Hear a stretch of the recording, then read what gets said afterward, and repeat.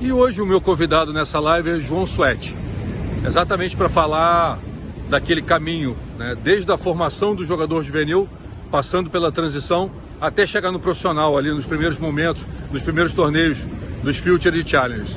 João, um treinador super experiente, trabalhou com vários jogadores juvenis, vários jogadores profissionais, acompanhou a transição de muitos jogadores brasileiros e também ex-técnico da Copa Davis do Brasil.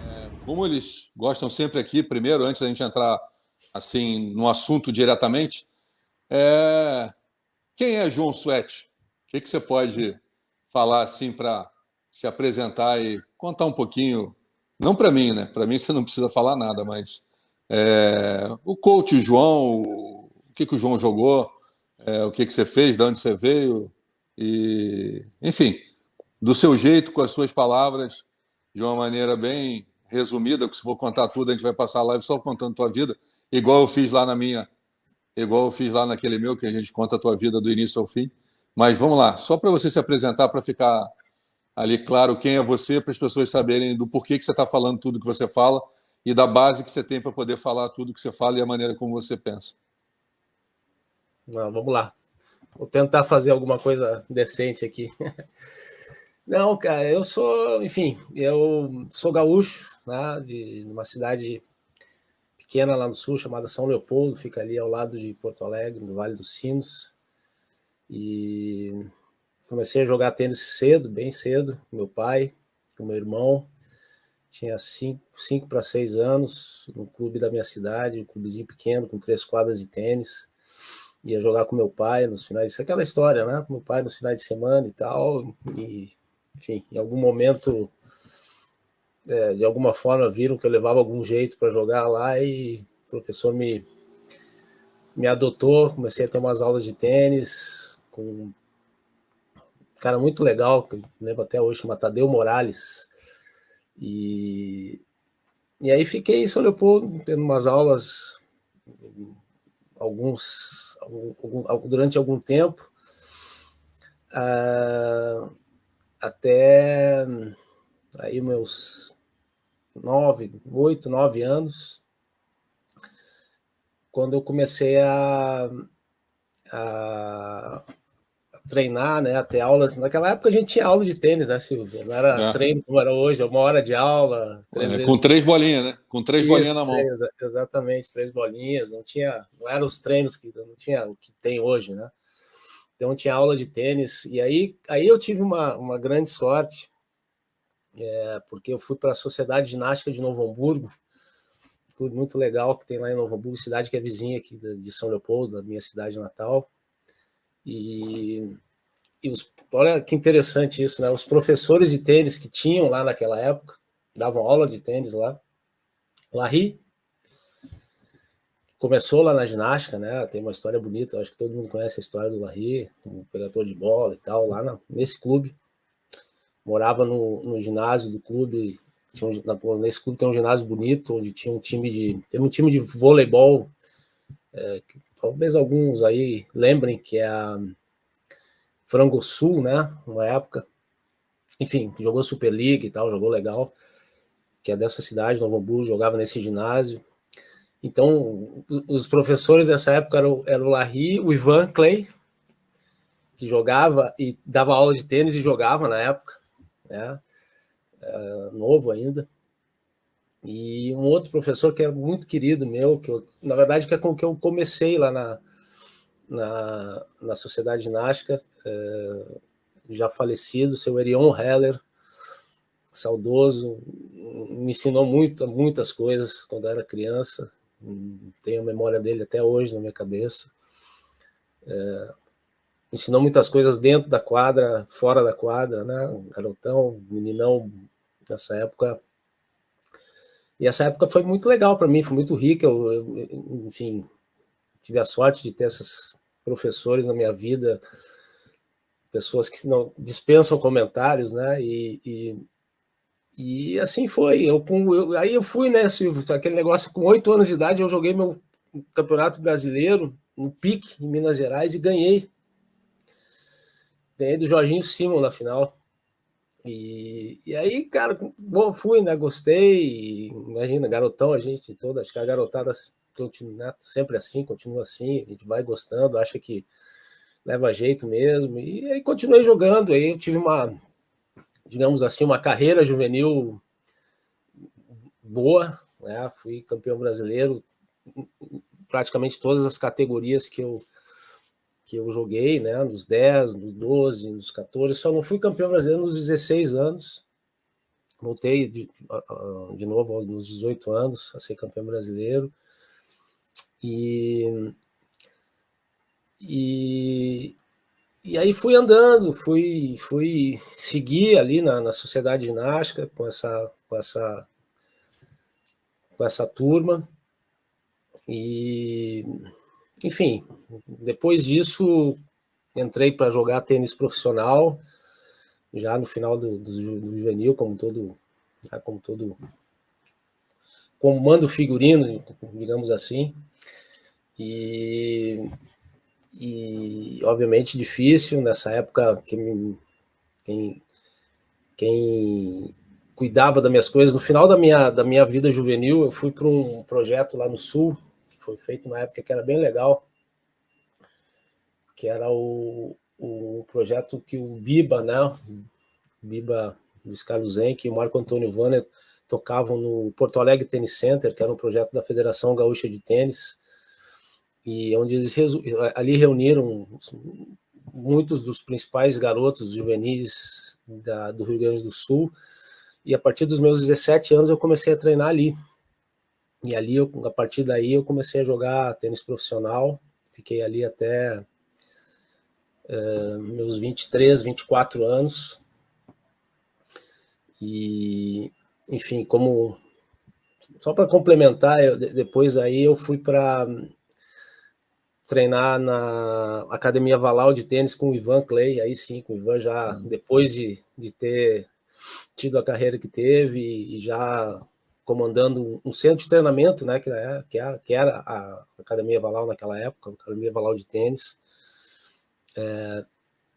E essa época, para mim, foi assim, sensacional, crucial. O Ivan tem uma importância muito grande na minha vida também.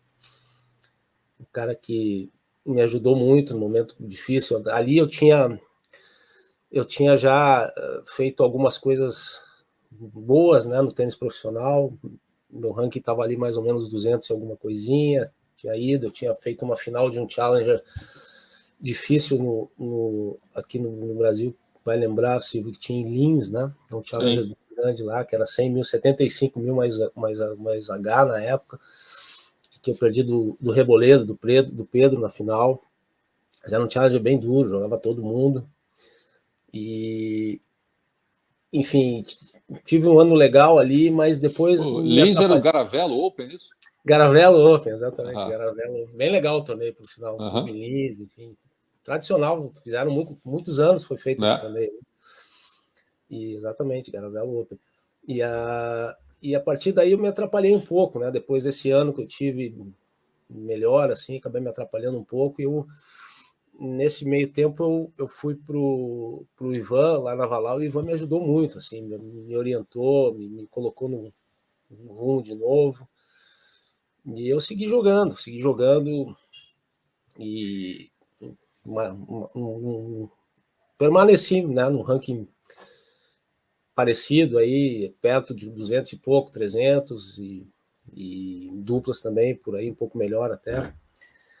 E, enfim, jogando futures muitas vezes, e aí fui jogar também, uma coisa que me ajudou de uma forma e me complicou um pouco a minha vida de outra. Acabei indo jogar o Interclubes na Alemanha, né? Nessa época, e enfim, me ajudou porque, obviamente, tinha um dinheiro envolvido ali que eu precisava para jogar, mas me desgastava de uma forma maior do que deveria, porque, né, naquela época era diferente, ainda não tinha a Comunidade Europeia, não existia, né? A União Europeia não existia, então só era permitido de fato jogar um estrangeiro por clube, né? Então, com o ranking que eu tinha, 200 e pouco ali, 300, eu tinha que jogar a terceira divisão, porque tinha muita gente jogando, né? E era só um lugar para estrangeiro por clube. E a divisão que eu jogavam só, os jogos eram só nos domingos, e então eu tinha que ficar na Alemanha. Eu jogava 7 ou 8 partidas, e elas todas eram no domingo, e naquela época do verão europeu, então tinham 2 ou 3 finais de semana que eram um break ali de férias de escola e tal, e tinha muita garotada de escola que jogava esse interclubes, então eles paravam, então não eram, na verdade, 7 semanas que viravam 10, às vezes 11. Uhum. E isso aí realmente desgastou um pouco. Hoje eu vejo isso, na época eu não via tanto. Acabou me desgastando um pouco mais enfim, do que precisava, né? E viajar era bem diferente do que hoje é viajar, né? Pô, Você muito. vê uma passagem, vê um horário, vê se tem vaga, se no trem dá para comprar. Enfim, as pessoas hoje eu acho que não têm muita noção do que era a gente ir para a Europa na década de 80, né? De você Ah, conseguir chegar no hotel e saber se tem vaga no hotel, e, enfim, não o hotel, aquele hotel que as pessoas imaginam, idealizam para uma viagem, mas era o hotel que a gente ia, né, para a Europa, que é o hotel que dava para ficar, que a gente tinha que ficar 3 meses viajando, né, 90 dias na exato. Europa. E não Viajava tinha, de mapa na mão, né? Você e botava não no tinha cartão mapa. de crédito internacional, né? As pessoas também não lembram disso. Mas a gente Não, viajava sem cartão internacional, então era com dinheiro mesmo. Era com dinheiro dinheiro, cash, né? Papel na mão. E hoje as exatamente. pessoas não têm ideia do que muita gente já passou. E hoje é muito mais tranquilo, hoje é muito mais fácil. Hoje a gente está aqui, apesar de você estar no Rio ou estar em Niterói, mas você podia estar em qualquer lugar do mundo que a gente estaria aqui. Eu vendo você e a gente conversando, e a saudade fica menor um pouco. Mas ali não, a gente era de vez em quando uma ligação no domingo, na hora do Fantástico, para falar que está tudo bem com a família, e deu, né? E se não Exatamente. tivesse a ligação ocupada, a gente não falava com a família 15 dias. E tudo bem, vamos Telefone, embora. telefone público, cartão de Né? telefone, ou moeda. Exatamente. Não, o mundo é outro, né? Era outro Né? mundo, com certeza. Enfim, e aí foi, cara. Eu continuei jogando, joguei até meus 27, 28 anos. Tive uma lesão no ombro, que isso me tirou um pouco me incomoda até hoje um pouco. E acabei de, enfim, para não ficar muito nessa parte, mas eu parei, né, comecei a parar de jogar ali com meus 1997, né, uns 20, 68, uns 28, 29 anos, mais ou menos, 27, 28. E, e só que eu, quando comecei a pensar em parar de jogar, aconteceu uma coisa interessante, porque o primeiro jogador que eu treinei, né, que eu trabalhei como treinador, foi o Adriano, né, o Ferreira, o Uhum. Magrão, grande Magrão. E nessa época o que aconteceu? Eu ainda jogava, já estava nesse dilema, jogo, não jogo, e encontrei o Magrão no Challenger de Gramado, né? Aquele Challenger que sempre teve ali nessa época mesmo, no inverno, lá em Gramado. Enfim, eu encontrei o Magro lá, fazia tempo que eu não via ele, e nessa época ele tinha feito uma tentativa, porque ele passou acho que 6 ou 8 meses na Argentina, foi treinar lá, enfim, e aí quando eu encontrei ele lá, ele estava bem perdidão, tinha voltado da Argentina, estava meio perdido, não se encontrou lá, imagina o Magrão, o Adriano, né, Né? sacando, Não- olhando, os Imagina, argentinos, pô, tentaram botar ele nada, 2 metros para trás da linha, dar espinho para cima, né? exatamente, né, ele se atrapalhou todo lá, e, E aí voltou, estava tentando jogar. Gramado é um lugar legal para ele, bom, né? Altitude e tal, aquela coisa, quadra rápida na época. E aí conversando com ele e tal, batendo um papo, o Magrão sempre foi meu amigo, e aí eu falei, cara, tô pensando em parar e tal, tô vendo o que eu vou fazer. E aí ele chegou para mim e falou, pô, cara, eu tô perdido aí, cara, de repente me dá uma força nesse começo, a gente joga umas duplas junto e tal. E eu falei, bom, deixa eu pensar um pouco, vamos ver. E acabou começando assim, a gente acabou fazendo isso. Isso era mais ou menos metade do ano, né? E pouco a pouco a gente começou a viajar juntos, jogamos duplas juntos até o final desse ano. e começamos um trabalho junto lá também com o Ivan, lá na Valau, o Magrão, o Adriano, foi para Novo Hamburgo morar, e enfim, aí começou, esse foi meu primeiro trabalho, né, como treinador. Foi ali quando ele ganha do Guga depois de Roland Garros? Foi essa aí. E foi um trabalho legal porque ele começou assim, foi um trabalho, digamos assim, na minha concepção, naquele momento, bem sucedido, porque o Magrão estava, sei lá, o ranking dele era mais ou menos 700, assim, naquele momento 600, 700, e uma questão de um ano, né, da metade do ano seguinte, ele já estava ali, ele foi para 130, mais ou menos, né, o ranking dele, ganhou 2 Challengers, né, um em Medellín, teve essa vitória sobre o Guga, lá na Harmonia, e foi muito legal, porque também, de uma certa forma, me deu essa... Eu falei, pô, será daqui a pouco acho que eu consigo fazer alguma coisa boa, né, nesse ramo aí também. Uhum. E aí segui mais um ano, assim, com o Magrão. Aí depois, enfim, a gente se separou, tentou um pouco mais, não deu.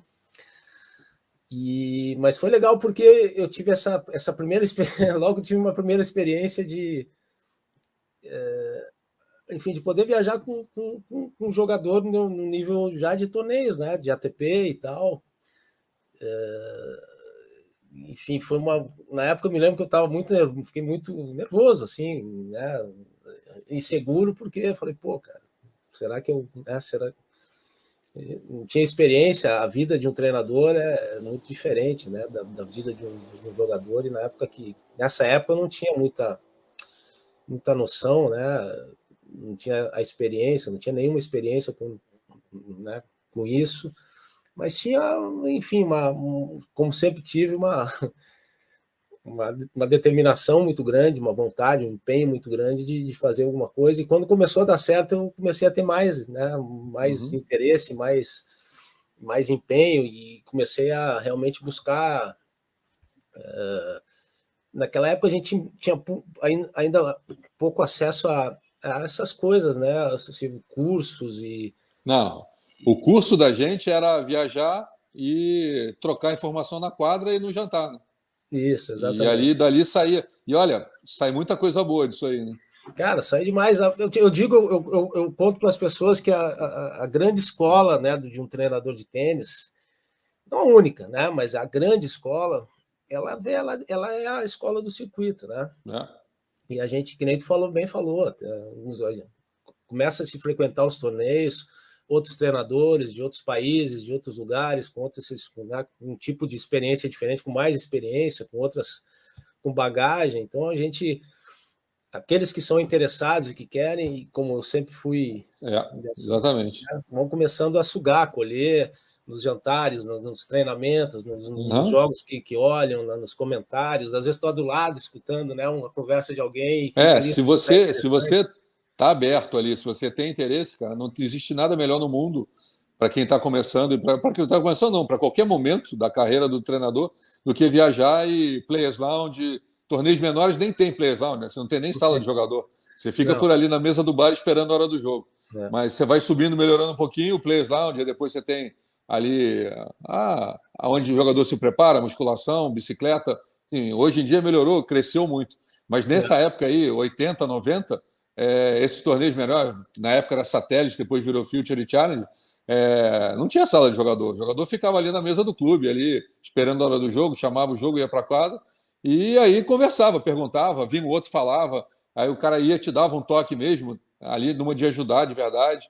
Enfim, acho que eu aprendi muito nisso, viajando, indo para a Europa pela primeira vez, 3 meses, e aí vários treinadores que estavam ali de coach, viajando ITF, juvenil, que eram ex-jogadores, nossa, colava nos caras e falava, cara, e eu e Larry, primeira viagem do Larry na vida dele para a Europa, fomos juntos, pegamos um voo para Dinamarca para fazer conexão em Copenhague para chegar em Milão, para depois descer para Alessandria e Verona. Sabe? Não tinha nada a ver o trajeto. E ele pega na minha mão quando a gente sobe no avião aqui, que ele vem de Floripa, ele e o Bocão, eu estava com o Dudu, e ele pega na minha mão e fala, e se der errado? Eu falei, pô, Larry, se der errado, a gente volta. Pô, Errado deu, né? mas eu não falo nada. Você, não, pelo menos eu falo. Então você volta sozinho, porque em inglês eu falo. E ele não falava nada. E foi legal, a gente ficou 3 meses, o Bocão foi bem, a Dadá foi bem, a Dadá fez semi de Roland Garros, o Bocão fez semi de Wimbledon. Enfim, depois o resto da história veio vindo, mas as pessoas não têm ideia de como é que a gente fazia, né? Como é que começava, como é que começou essa história, né? Ali o Roberto Marcha também estava indo ali, para mim ele era um gênio, que falava coisas que eu nunca imaginei que ia poder total. ouvir. O Roberto, Silvio, eu sou muito amigo do Roberto, né? Adoro ele. Ele, para mim, né, minha opinião, é o cara que mais conhece tênis que eu conversei Não, até hoje. e não só tênis, para mim, naquela viagem, ele dava uma demonstração de cultura, Enorme. Cada cidade que a gente chegava, ele parecia que ele tinha estudado Era sobre natural tudo ali da ali. cidade. Não, a gente teve em Verona um jantar que fizeram para gente, e foi num castelo, daquelas pontes elevadiças que a ponte subia e descia. Nossa, e ele simplesmente sabia a história do castelo, da família, e aí depois as comidas vinham chegando em bandejas, os garçons entravam e ele sabia que aquele prato era da região da Lombardia. Enfim, o cara sabia. Eu falei, Roberto, de onde vem isso? Você tem que ler muito, você tem que ler muito. Eu falei, não, eu vou viajar do teu lado, eu não quero ler, eu quero aprender com você. Eu era moleque, eu tinha 23, 24 anos. E o Roberto estava ali na época com o Tato e com o Sérgio Sarli, e o Betão Jabali. Então, quer dizer, foi uma viagem 3 meses que o Larry falou assim, não, eu não quero aprender com esse velho, que era o jeito do Larry. E eu falei, não, é com esse velho que eu quero, me deixa ele aqui do meu lado. E o Larry queria treinar, o Larry queria ficar o dia inteiro dentro da quadra. E eu falei, tudo bem, para a quadra, mas o jantar eu vou jantar com esse cara toda noite. Se ele quiser, se ele deixar, eu quero jantar com esse cara toda noite, porque toda noite ele me ensinava desde a maneira como me sentar na mesa, o que pedir e a cultura da cidade que a gente estava, falando inglês, falando francês, falando italiano. O cara fala, sei lá, quantos idiomas. Então o cara é um gênio. Pô, aprendi muito com ele e devo muito a ele muita coisa nesse início aí. Ele é realmente impressionante. Mas o Beto é gênio total, né? Vamos aqui, só Edmir vai me matar aqui, mas uma última pergunta aqui ainda dessa história. Você treinou o Tomás muito tempo, né? E o Tomás agora, depois de muito tempo, voltou para o circuito e passou um quali agora em Oeiras, em Portugal.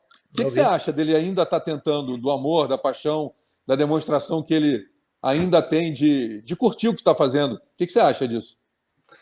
Cara, eu sempre falei isso e vou falar a minha vida inteira, né?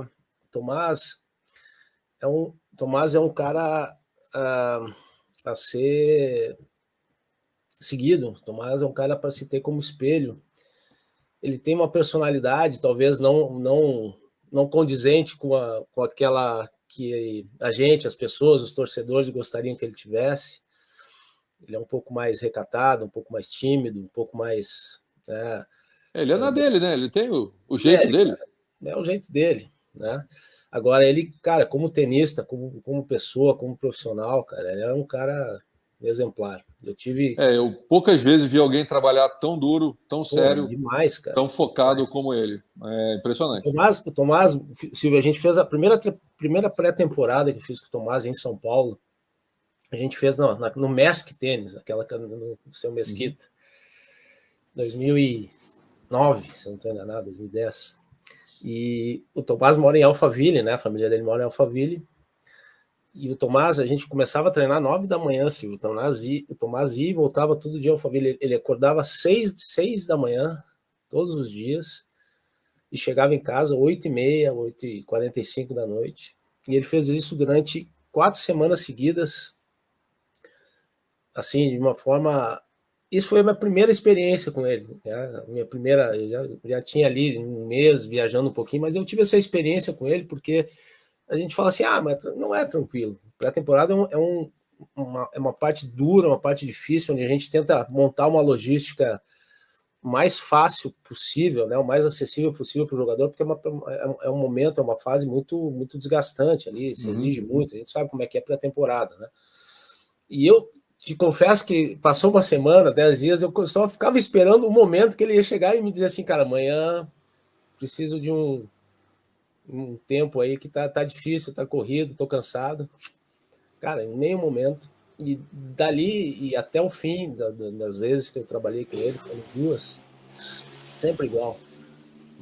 Assim, uma dedicação, uma determinação, um nível de profissionalismo, um nível de comprometimento com o que ele faz, assim, que acho que pouca gente realmente sabe e conhece o que é e quem é o Tomás, né?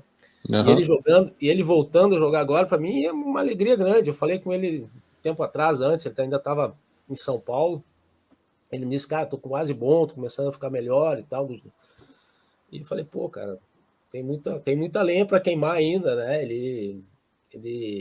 Do jeito que o Tomás se cuida, do jeito que ele é disciplinado, se ele conseguir encontrar de novo um momento de, enfim, de jogar um pouco melhor, de encontrar um nível de tênis, né, legal de novo, que para ele está muito próximo sempre, né? Ele tem isso com ele.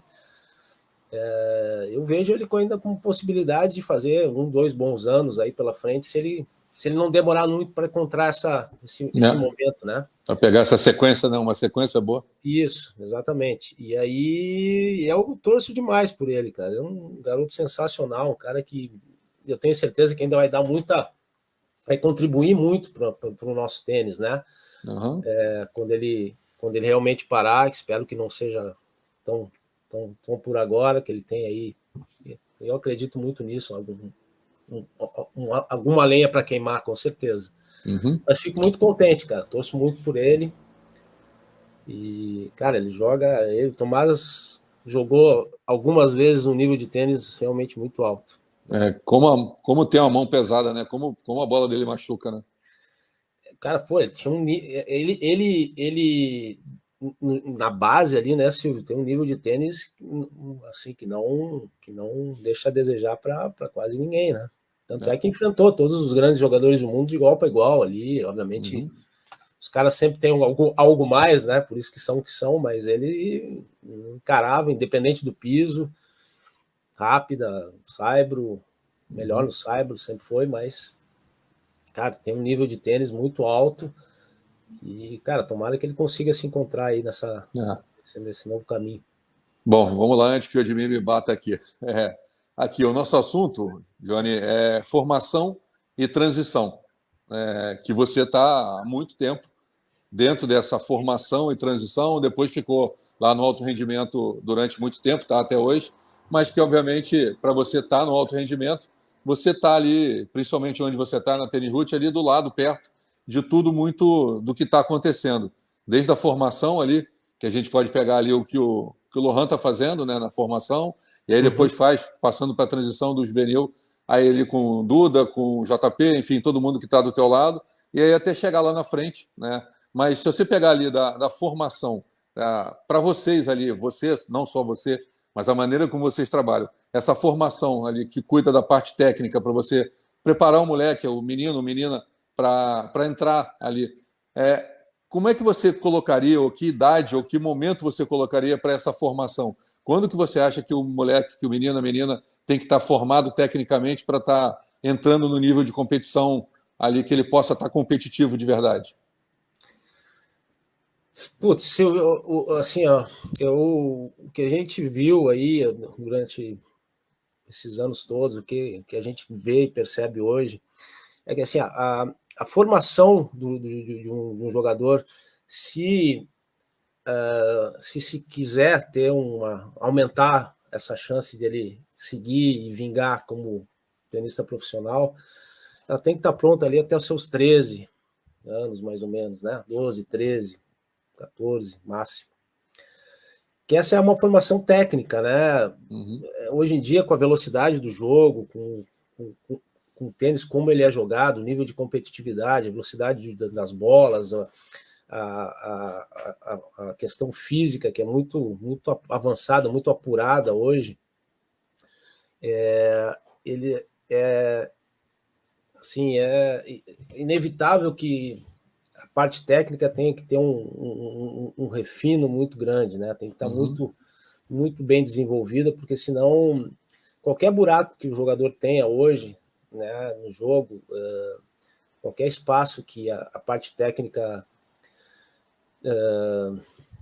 deixe no jogo, né, de um jogador, é muito facilmente explorado, né, pela velocidade das bolas, enfim, pela intensidade do jogo. Então, isso é essencial. A formação bem feita até os 12, 13, 14 anos, formação técnica bem feita, completa, aumenta demais a chance de um jogador poder ter chance, né? De seguir sua carreira, E se você consegue fazer essa formação ali até 12, 13, você começa desde os 13 a poder mexer na parte tática, na estratégia, porque não adianta você querer que ele faça uma determinada coisa taticamente, se você não dá ele a ferramenta para que ele possa usar aquilo num determinado momento. Então não adianta você querer pedir para ele fazer algo se ele não está pronto e preparado para que aquele algo aconteça, né? Então é meio contraditório. Então quanto mais cedo ele está pronto tecnicamente com todos os golpes e a base, mais cedo você pode pedir para ele trabalhar um ponto, fazer uma variação, angular uma bola, tirar o peso.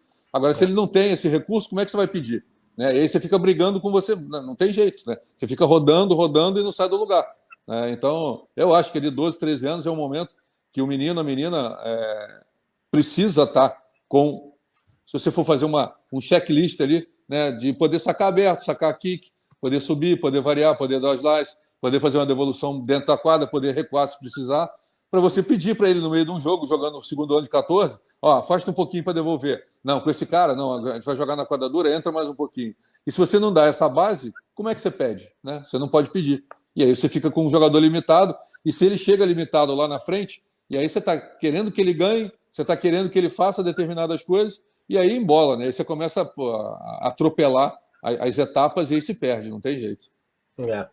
Não, exatamente, tem que às vezes parece muita coisa, mas um jogador de 13, um jogador que joga a idade de 14 anos, né, de 13 e 14, como a gente chama, deveria poder dominar essas técnicas todas, né, altura, efeitos, e ter já uma noção básica, boa, dos espaços, né, da quadra. Então, quando isso existe, a gente consegue, a partir desse momento ali, dos 14, 15 anos, onde eles começam a ter já Aí entra essa parte física, começa a ter uma importância maior, porque eles começam a ter esse desenvolvimento mais acentuado, né? Essa fase ali da adolescência, que começa a dar... Traz duas coisas essa fase, né? Eles ficam um pouco mais desengonçados de novo, ficam um pouco mais descoordenados, desengonçados, depende né, de uns mais, outros menos, mas mais rapidamente também, não demora muito para eles começarem a ter uma capacidade de potência, de explosão, de resistência, e começar a poder aplicar isso, essa força, né, dentro do jogo. E quando isso acontece casado com uma técnica pobre, causa muito mais dano do que ajuda, né? Então, isso aí acaba atrapalhando mais do que ajuda. O uso da força, o uso da parte mais física do jogo, quando vem junto de uma técnica mais pobre, acaba trazendo uma dificuldade maior ao jogador de desenvolvimento. Obviamente que existem exceções, né? Assim, o próprio Tomás, uma coisa curiosa de se falar, o Tomás Bellucci, ele, na carreira juvenil dele, foi uma carreira inexpressiva, né? Exatamente. Ele foi um jogador que, como juvenil, não teve nada de muito expressivo, mas no final da sua carreira de juvenil começou a jogar um pouco melhor, e ele era como eu falei antes, ele é um cara diferenciado, ele é uma pessoa diferenciada. Do jeito dele, para quem conhece bem ele é uma pessoa diferenciada, um cara inteligente, e que tem a química, né, dos grandes jogadores, né, a determinação, disciplina, comprometimento, respeito, todos, um cara de valores muito grandes, né, uma pessoa que tem essas ferramentas. E aí ele conseguiu, digamos assim, passar essa fase, porque às vezes não é tão fácil, né? Principalmente para jogadores que nem os brasileiros, quando se faz parte de escolas mais consolidadas, né? Os países com escolas mais consolidadas, Estados Unidos, França, alguns países da Europa, Espanha, etc. Esses jogadores, às vezes, quando não tem uma expressão tão grande juvenil, eles têm um ambiente muito favorável ao ao redor deles que podem ajudar a esse tipo de perfil, né? E tem muito desses caras lá, né? Muito desses caras que jogam ali 100, 80, espanhóis, franceses, alemães e muitas vezes americanos e tantos outros aí que não tem uma carreira, digamos assim, um caminho tão expressivo como o juvenil, mas quando entram ali no final da sua vida juvenil, começo do profissional, conseguem construir uma carreira legal dentro do Pro. Mas voltando ao tema, essa é a segunda, eu chamo eu chamo, para mim, né, a minha maneira de ver um pouco esse desenvolvimento do jogador, existem duas transições a serem feitas, né, dentro do processo. A primeira é essa. A primeira é quando o jogador ele está formado e ele precisa agregar à vida dele uma questão mental e física que até então não existia muito, né? O garoto com 12 anos é diferente do garoto com 15, né? Se a cabeça, o ímpeto, a maturidade, que já não é, obviamente, não é a maturidade necessária para jogar tênis de altíssimo nível, mas já tem uma maturidade diferente do garoto de 15, já tem anos a mais aí de trabalho, de torneios, de experiências, e agrega-se a isso uma questão de um desenvolvimento físico importante, que às vezes os jogadores com 14, 15, 16 anos já têm um desenvolvimento físico bem importante, vídeo Alcaraz, né? Com tão pouca idade, não é de agora, já tem 2 anos para trás, quem viu ele jogar, até um pouco mais, essa parte do desenvolvimento, essa maturidade física dele já vem muito, muito precoce, né? E tem esses casos que essa para mim é a primeira transição, né, do desenvolvimento, do caminho de um jogador, é onde a gente precisa conciliar e conectar essa parte de uma boa formação técnica e agregar aí potência dos golpes, agregar uma condição de uma imposição física maior no jogo, né, uma possibilidade de imposição física que até então, né, quase não existe muito. Então, quando isso consegue acontecer bem, ou seja, quando essa parte física consegue se conectar com uma boa formação, o jogador consegue chegar ali no final da sua vida juvenil realmente com um nível alto, né? Uma capacidade boa de enfrentar o que vai ser ali a transição de fato difícil, que é a do juvenil para o profissional, onde aí tem várias coisas, né, que a gente podia falar, mas não sei se entramos em todas elas, mas uma das mais importantes eu acho que é essa condição de poder competir em alto nível com jogadores que muitas vezes já têm anos de circuito, já tem, né, um garoto com 17, 18 vai jogar com jogadores de 23, 24, já tem ali 3, 4, 5 anos de circuito. E esse para mim talvez seja o maior degrau de impedimento, né? Porque você está acostumado desde lá de baixo, né? Desde os 10 anos, você está jogando com alguém ali 1, 2 anos no máximo de diferença de amadurecimento, de maturidade em relação a você. E aí na hora que você se mete jogando future, e não tem jeito, aí abre, né? Aí abre, e aí você pode pegar um cara que está tentando voltar como o Tomás, por exemplo. Você imagina um moleque de 17, 18, num future, pegando o Tomás, que já foi 20 e pouco do mundo, que já ganhou do número 1 do mundo, que já ganhou do Ferrer, que já ganhou do Murray, que já deu 6-0 no Djokovic. Pega um moleque de 16, 17 anos, no quali agora de Oeiras em Portugal. E aí? Como é que separa? Como é que, por mais que o moleque esteja afim, cara, como é que ele tira tudo que o Tomás já viveu, já passou, já entende, e ele vai tomar um pau? Quer dizer, provavelmente, né? Estatisticamente, a chance é grande. A chance é grande. E aí, na semana seguinte, ele vai dar um outro azar numa outra chave. E aí ele pega um cara que atrofia ele, que fica dando só slice paralelo baixo na direita, numa quadra rápida, que ele tem aqui o Western muito virado nele, e ele 3 semanas seguidas tomando 3 primeira rodada, que ele não teve nem culpa, mas ele deu azar de tomar 3, sabe? E ali você está no meio de uma mistura que você não tem como controlar, né? Você tem gente mais velha, e no feminino talvez isso seja maior ainda, né? Talvez o degrau seja maior ainda, porque a mulher acaba amadurecendo mais cedo, e aí você tem uma mistura maior ainda. Então, é muito difícil nessa, já que você entrou nisso, né?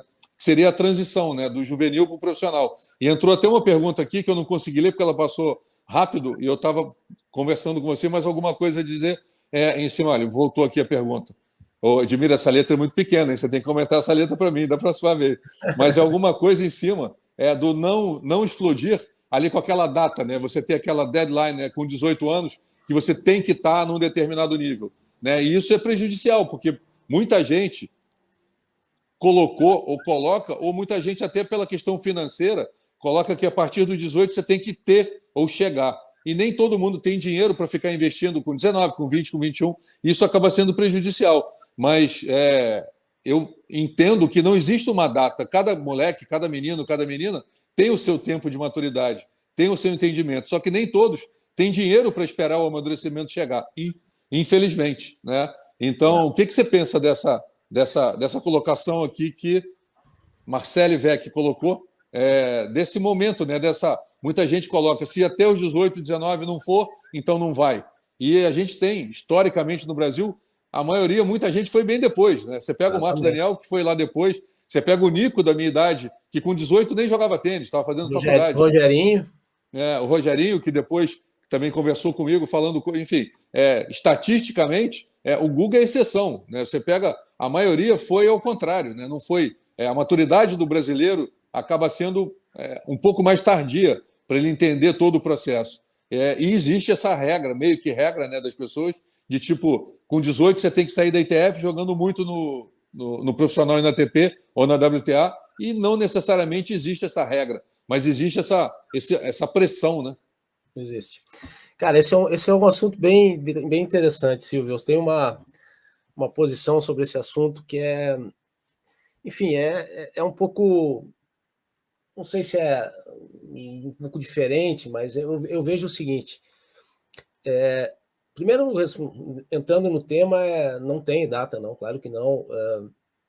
É óbvio, né, ajuda bastante, e é inegável que se o garoto sai com seus 17, 18 anos do juvenil com um nível alto, como a gente estava falando, ajuda. Mas a gente tem que entender que eu falo muito isso, a gente... Peraí, só te cortar aqui, porque tem aqui já que você tá falando coisas que estão lá na frente, mas sai do nível alto do juvenil, defina o que seria para você um nível alto juvenil. O nível alto juvenil é aquele juvenil que, na sua trajetória como juvenil, esteve entre os melhores do mundo, né? Que é o que a gente fala.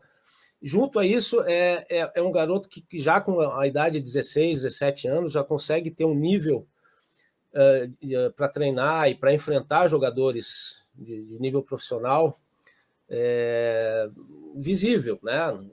Vai enfrentar essas coisas, essas dificuldades que a gente estava falando aí, uma experiência menor, uma capacidade mental e física ainda não tão desenvolvida quanto outros já têm, mas ele chega aí com um potencial muito claro, né? Muito claro nesse momento. Então, assim, é um garoto que 2, 3 anos aí, geralmente é o que demora, 2, 3 anos, de um trabalho bem feito, de uma coisa, né, bem construída, em algum momento vai chegar.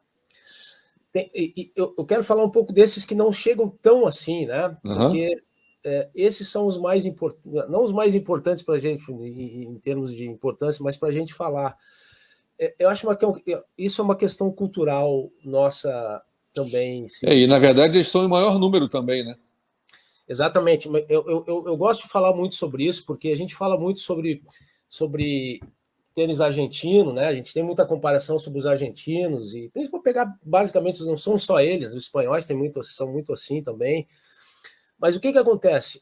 Os argentinos, na maioria, tem muito jogador argentino que começa a jogar bem tênis com essa idade, 24, 23, 24. E o que acontece? Quando esses garotos, às vezes, quando eles têm seus 18, 19 anos, 17, 18, 19, eles não são grandes jogadores. Mas, de novo, eles têm um ambiente para seguir motivado, seguir lutando e seguir construindo o seu caminho, que leva eles a não ter, talvez, a única opção que nós, os brasileiros, a gente está adotando há um bom tempo já, que é o caminho da faculdade nos Estados Unidos, né? e que é um bom caminho, sem dúvida, não tenho nenhuma dúvida que para muita gente é um ótimo caminho. Mas eu tenho uma crença muito grande que muitos desses garotos que com 18, 17, 18, 19 anos vão para os Estados Unidos, se tivesse num ambiente melhor, mais adequado, mais propício, com jogadores, né, com referências por perto, uma questão de mais, não digo, esses são os garotos que demorariam um pouco mais, né, Silvio? Mas eles têm uma chance muito grande, teriam uma chance grande também de seus 24, 25 anos, que ainda é hoje em dia todo mundo joga aí até mais 30, 33, 34 anos, tranquilamente, se cuidando, de construir uma carreira legal dentro do tênis. E isso é uma coisa que falta muito para a gente aqui no Brasil. A gente tem uma filosofia, né, de que ou o jogador é muito bom quando ele está acabando o juvenil e tem um potencial muito grande, ou ele tem que fazer a faculdade nos Estados Unidos. E aonde fica aquele intermediário, né, que não é nem tão bom, mas tem um bom nível. E que, se bem trabalhado, de novo, num ambiente legal, com oportunidade de se desenvolver, com oportunidade de se jogar torneios, de pegar uma experiência maior, quem diz que o tempo desse garoto não é aos 22 anos, não aos 18 ou aos 19, né? Isso acontece muito em vários países. A Argentina é um exemplo clássico que a gente tem. Vários jogadores que, daqui a pouco, com seus 22, 23, começam a jogar um tênis de um nível maior, mais alto, e daqui a pouco estão entre os 100 do mundo. Eventualmente não vão ser top 20 ou top 30, mas, cara, vão fazer uma carreira legal, né? Top 100, top 150, 100, que, cara, hoje em dia é punk jogar top 100, top 150, não é para qualquer um, nunca foi, hoje em dia menos ainda. E isso, para mim, é uma barreira, assim, é uma lacuna que a gente, se conseguisse preencher, a gente mudaria drasticamente a história do nosso esporte dentro do Brasil. Muita gente, muito garoto vai embora. E fora, só para complementar, Silvio, existe uma coisa importante dentro do desenvolvimento de um trabalho, tu sabe muito bem disso, que eu chamo de o ecossistema, né? O que é esse ecossistema? O ecossistema é o seguinte: se eu tenho um garoto de 14 anos que joga bem, e eu tenho um garoto de 18, 17 que nessa situação que eu estou falando aqui, que não é um craque, mas, porra, um cara que joga bem, treina, tem um bom perfil. Além desse jogador de 17, 18 poder ter sua chance, e provavelmente o tempo dele seria um pouco depois daqueles que já, né, que estão um nível acima, demoraria 2, 3, 4 anos a mais para chegar, mas chegaria muitas vezes. Esses caras, eles ajudam muito no desenvolvimento desses outros que vêm atrás. Um garoto de 14 anos, de 15 anos, para treinar com um cara desse 17, 18, que joga um nível de tênis alto, eles constroem um ecossistema muito saudável, muito, muito produtivo, né? Que é o que a gente tenta fazer muito ali na Tênis Root. A gente tem a essência nossa ali é tentar construir uma realidade, uma dinâmica nessa linha. O Thiago foi resultado disso aí.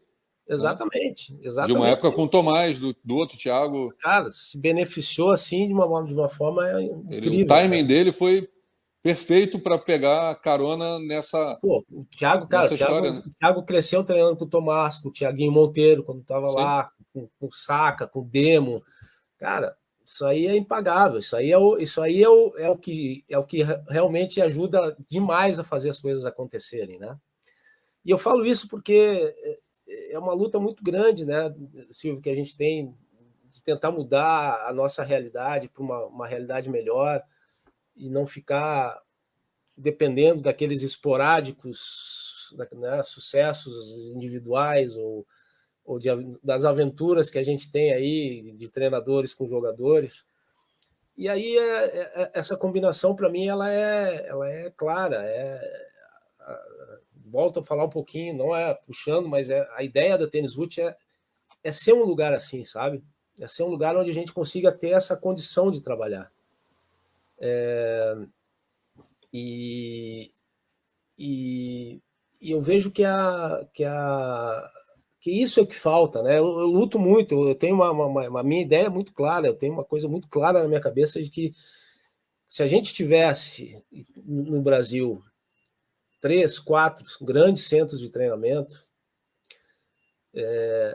a gente conseguiria fazer as coisas de fato acontecerem, né? A gente conseguiria ali reunir treinadores e jogadores que querem chegar aonde todos querem, né? No top 100, a gente conseguiria mobilizar e trazer pessoas para compartilhar disso, técnicos, vocês, nós, ex-jogadores, mas a gente está sempre um pouco órfão de lugares mesmo, sabe? Lugares onde essas pessoas, lugares onde a gente pudesse fazer torneios de tênis, né? Que é uma coisa falta muito para a gente aqui, torneios dentro do Brasil, né? Se a gente tivesse um circuito mais consistente, mais volumoso de torneios, tanto de futures quanto de challengers, e a gente conseguisse manter isso durante uma década, a gente muda essa história.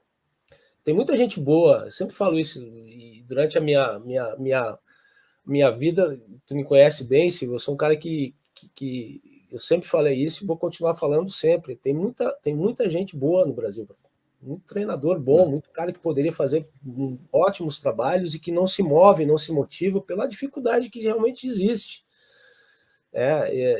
Abrir mão, abdicar de muita coisa que é difícil de fazer.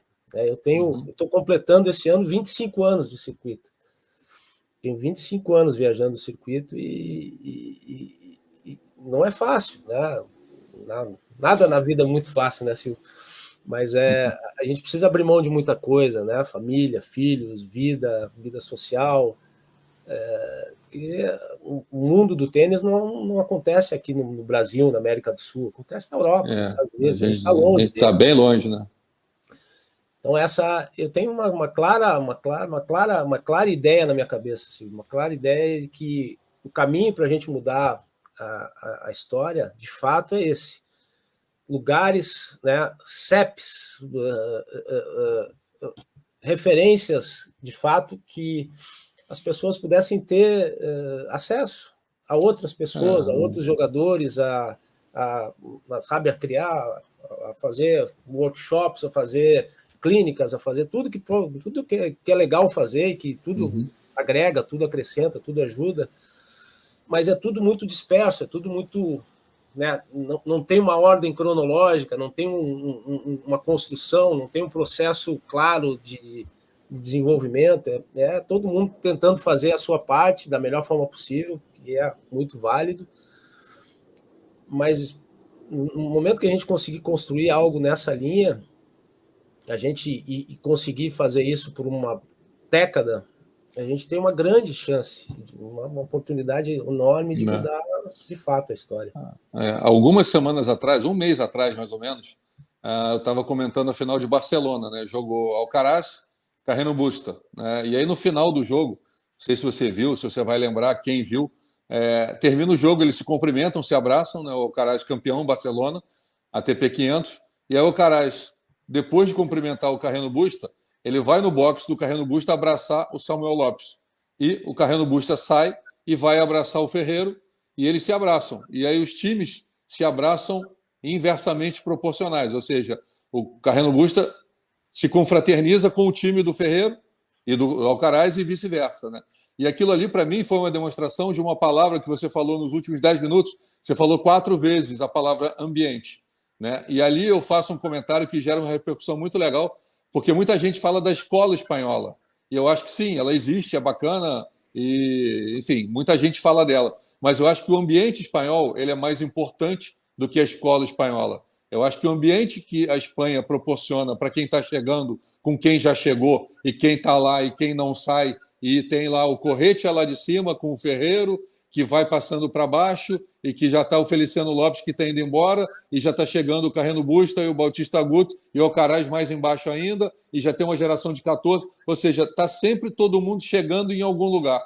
E aí o lugar são os lugares, né? Que todo mundo sabe que Barcelona tem um ponto onde todo mundo se encontra e treina, e aí tem lá o Ferreiro, e agora o Nadal tem lá em Manacor também, em Maiorca, enfim, são locais onde tudo isso é possível, né? Esse seu sonho aí de ideal, né? A Espanha, ela acontece não muito pela escola, não muito pela mecânica da técnica, mas pelo ambiente proporcionado por pessoas conscientes que, através de um ambiente sadio, onde todo mundo pode ajudar todo mundo vai ser ajudado por todo mundo. E não tem ego, não tem ciúme, não tem preocupação, não tem aquela, ele vai treinar aqui essa semana porque eu não posso, e aí semana que vem ele vai querer me largar e vai treinar com ele, sabe? Não existe isso. Ele, sabe, eu tive aqui muito no hotel aqui dos jogadores no Rio Open, e o ambiente que eles criam entre eles sabe, fundamental para que haja isso, para que isso aconteça.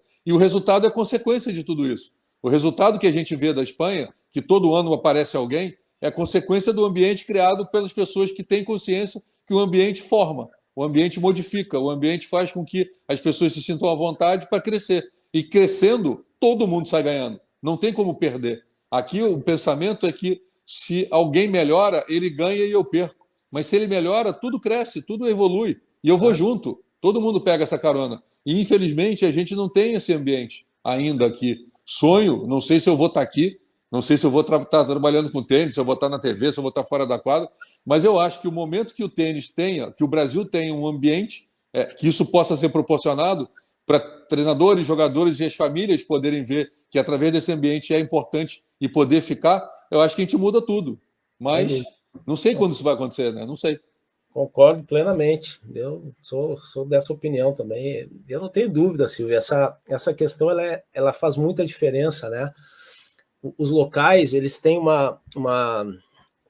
eles têm, por exemplo, se a gente voltar um pouco no tempo e pegar a ideia do Bollettieri, quando ele juntou aquela... Foi a mesma ideia. Ele pegou um local e fez desse local cara, criou o ambiente necessário, trouxe as pessoas e... Exatamente. Cara, e abriu, né? E abriu. Venham. E revolucionou. Na época foi uma coisa sensacional. É copiada até hoje. E o que eu falo muito é isso. A gente tem uma dificuldade aqui. Tomara que... Eu torço muito por isso também. Tento, de todas as formas, fazer com que essas coisas possam acontecer. A gente tem hoje tentando montar um projeto, o Rede Tênis Brasil, que tem uma ideia nessa linha, mas o que eu vejo, assim, a gente tem muita gente e muita gente desconectada dentro do Brasil, né? Todo mundo tentando fazer, como eu falo, todo mundo tentando fazer a sua parte, e a grande maioria faz a sua parte muito bem e tenta contribuir da melhor forma que pode. Agora, a questão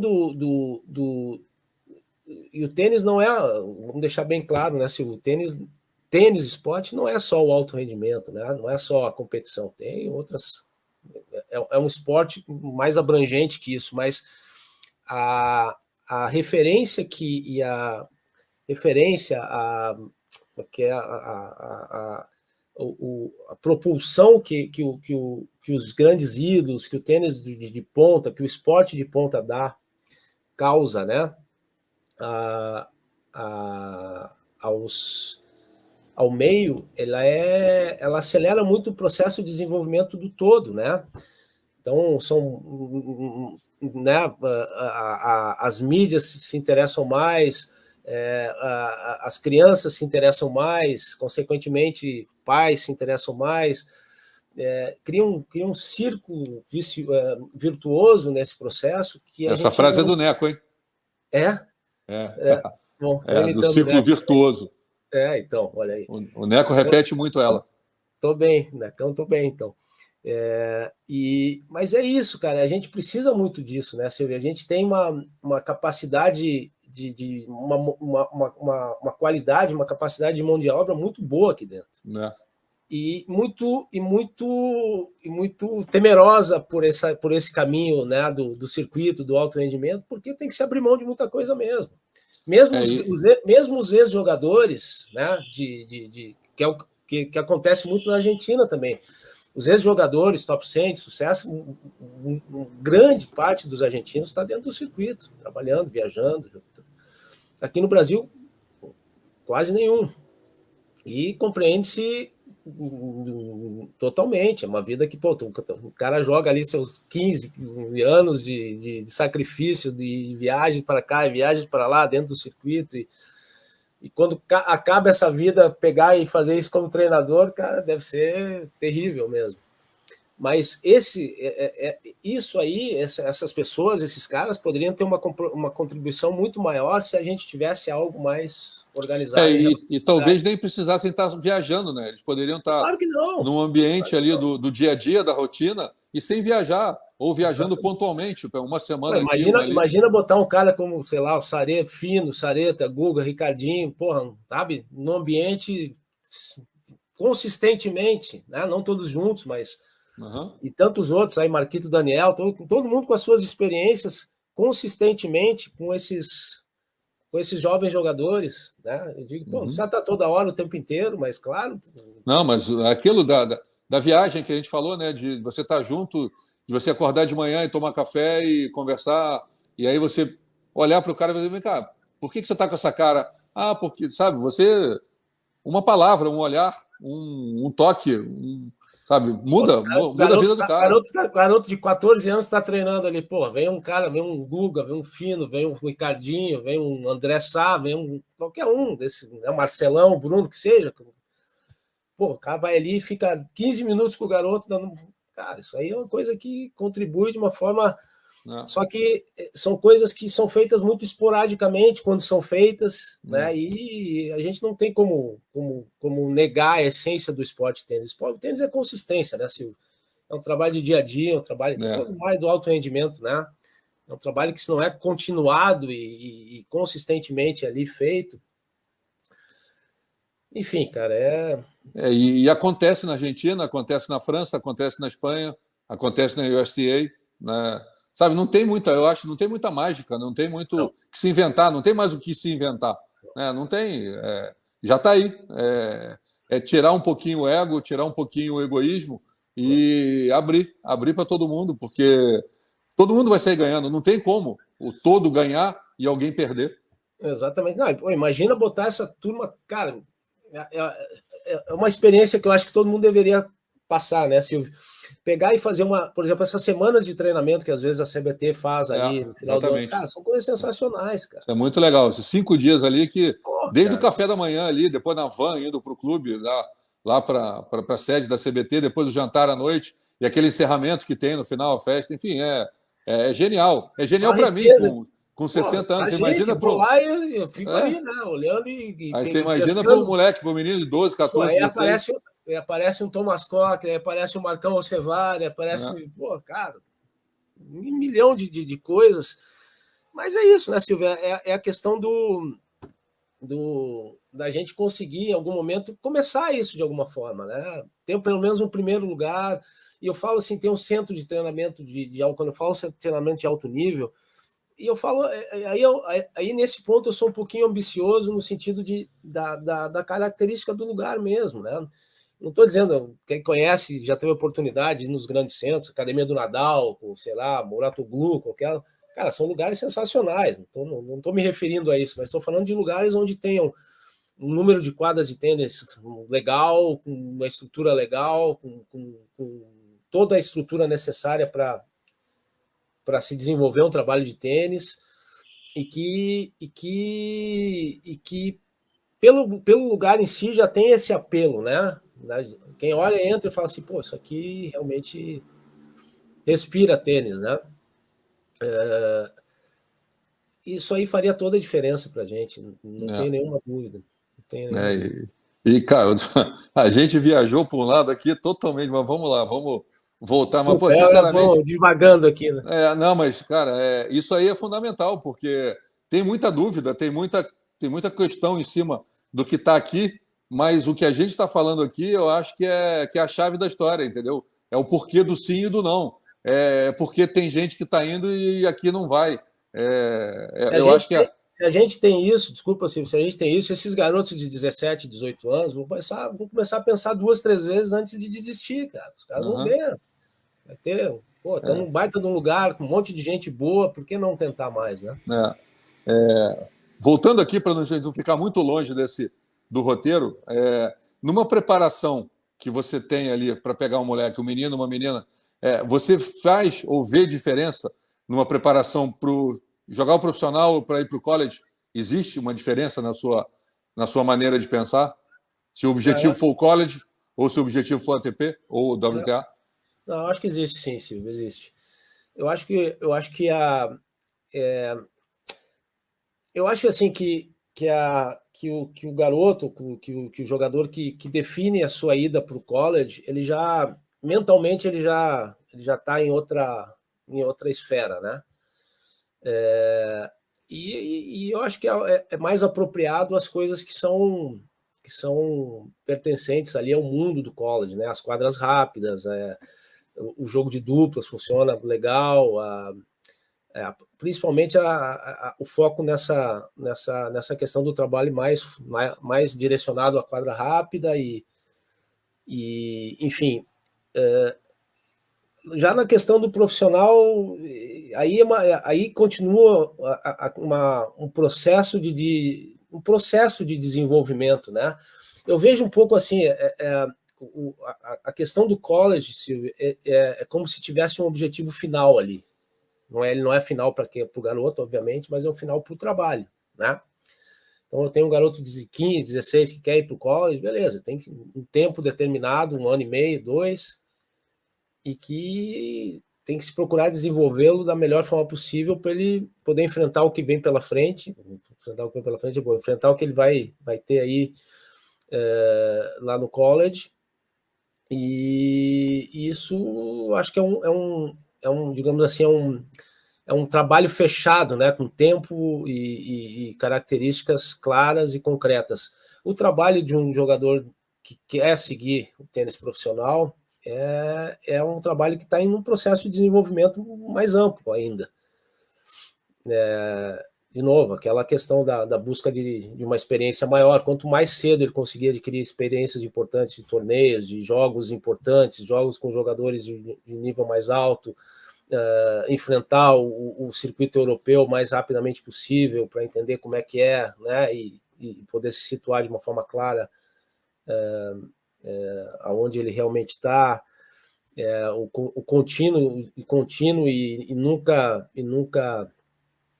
que nunca termina desenvolvimento, aprimoramento e melhoria, o foco nos detalhes, para mim, que é sempre o mais importante, o desenvolvimento mental, né, a parte mental de amadurecimento e mental, e elas estão num processo contínuo e que, digamos assim, tem um tempo e um espaço diferente daquele garoto que vai para o college, né?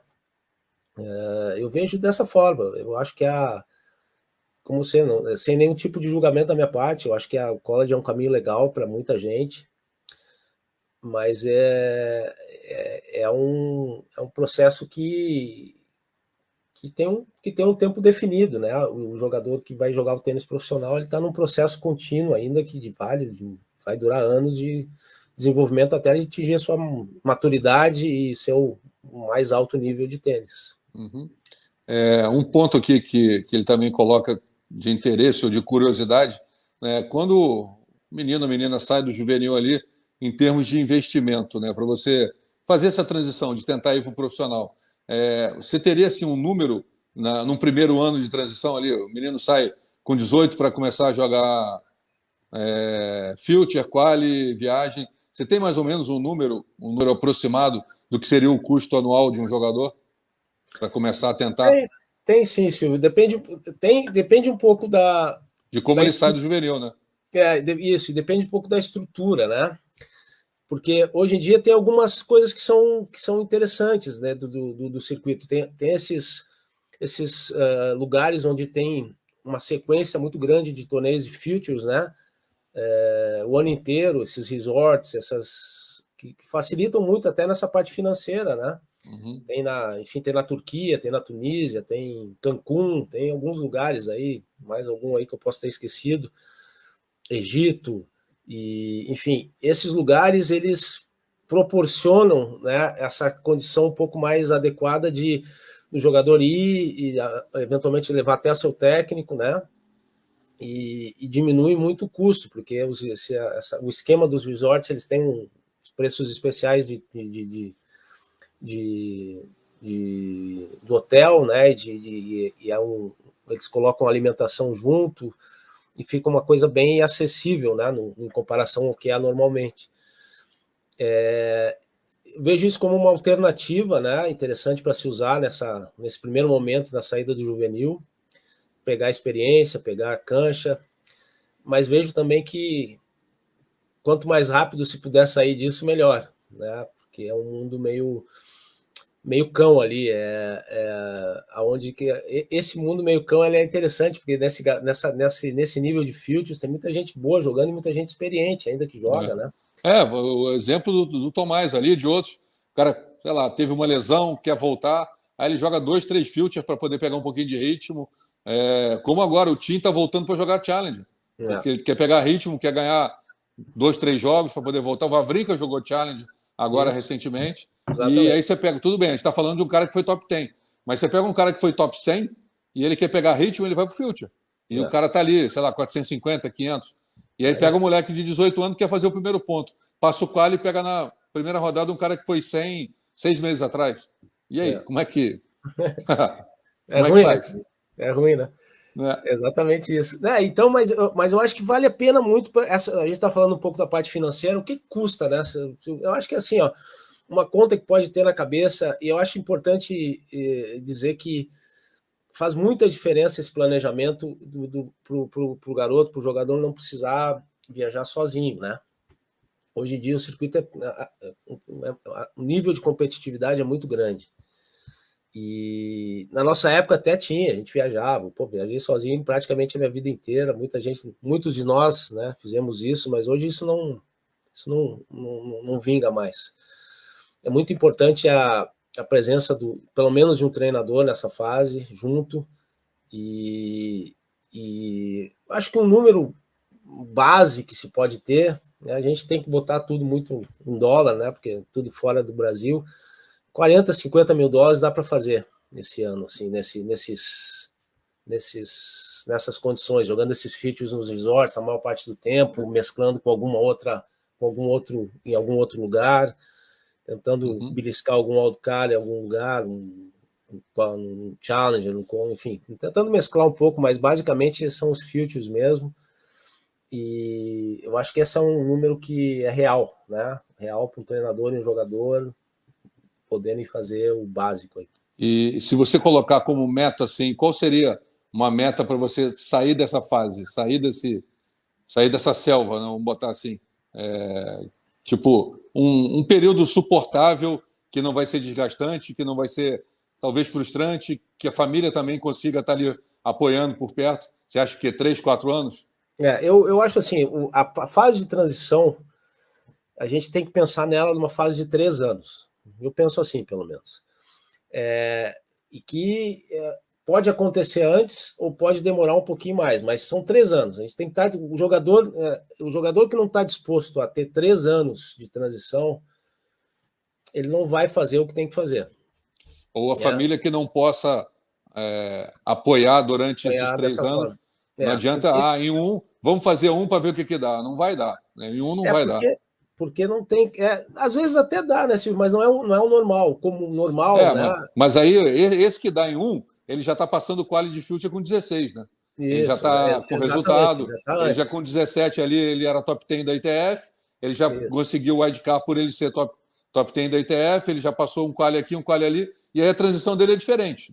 Estou falando daquele ali que terminou ali perto dos 100, 90 da ITF. E ele vai ter, não tem como, dificilmente ele vai passar por essa fase em menos de 3 anos. Correto, perfeito, é isso aí mesmo. Então é isso que a gente está falando antes. Esses são digamos assim, mais avançados, digamos assim, eles têm essas outras alternativas, né? Mas o tempo normal são 3 anos, é um tempo de maturidade, um tempo de ter um pouco. Porque acontece o primeiro ano é aquele ano, cara, de tomar porrada, de perder jogo, que é 6-4 na nega, 6-3 na nega, porque cansei um pouco, porque o cara tinha mais experiência, porque o cara, né, ainda não consigo ficar tão focado como eu gostaria.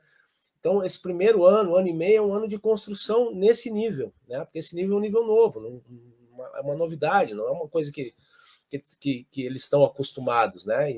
Cara, não tem como fazer construir uma coisa legal em 3, 4, 5 meses.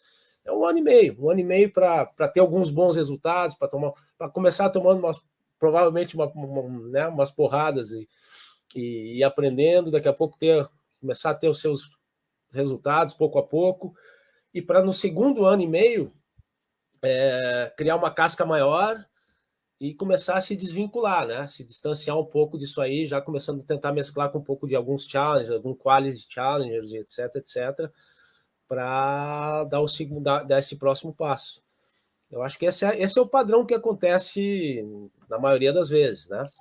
E como isso é cruel, né? Se a gente for pegar o esporte, né, o tênis, por exemplo, e comparar com uma profissão do cara que sai da faculdade ali, ele vai dar cabeçada, ele vai errar. Se você pegar um médico, se você pegar, enfim, qualquer outra profissão, né, ele vai dar muita cabeçada até ele atingir o nível de maturidade, de atitude, de comportamento e de resultado para poder chegar em algum lugar. E no tênis, e no esporte, no tênis mais ainda por ser individual, né, você tem que estar rendendo, você tem que estar retribuindo, você tem que estar devolvendo o investimento ali com 21, 22, 23. Né? Olha como isso é cruel, né, para esse menino, para essa menina. Não, sem dúvida. Essa parte emocional, né, mental no tênis, Silvio, às vezes as pessoas não se dão conta, né?